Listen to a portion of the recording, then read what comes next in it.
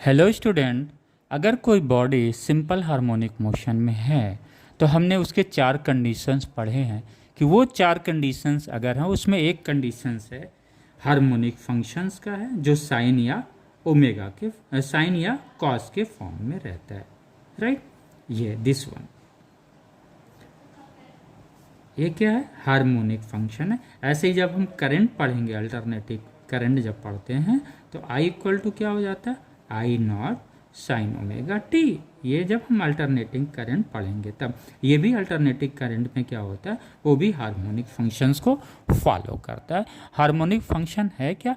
वो फंक्शन या वो इक्वेशंस जिसे हम साइन या कोसाइन के फॉर्म में लिख सकते हैं, साइन या कॉस के फॉर्म में। जैसे y equal to A sine omega T है, इसको जो हम y equal to A cos omega T लिख सकते हैं। यानी ट्रिग्नोमेट्री का सिर्फ साइन और कॉस को ही हमने सिंपल माना हुआ है, तभी हम बोलते हैं simple harmonic motion. Okay, right. आइए अब हम एनर्जी के बारे में पढ़ते हैं।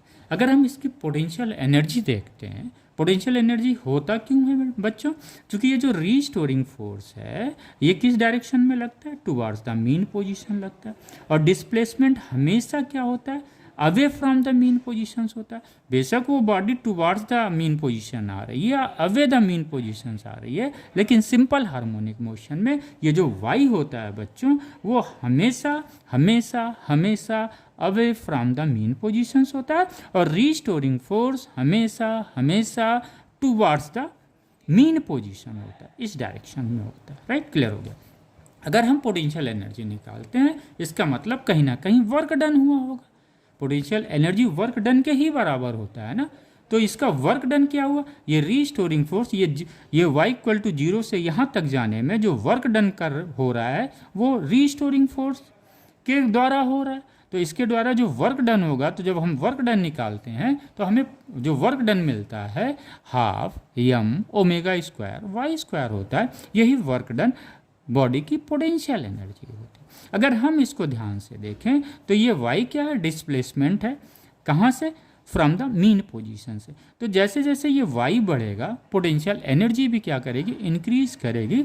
और मैक्सिमम डिस्प्लेसमेंट जिसे हम एम्पलीट्यूड बोलते हैं, कैपिटल A, उस पर क्या होगा? पोटेंशियल एनर्जी मैक्सिमम हो जाएगी। राइट, तो ये वेरी करता है। काइनेटिक एनर्जी भी सिमिलर है।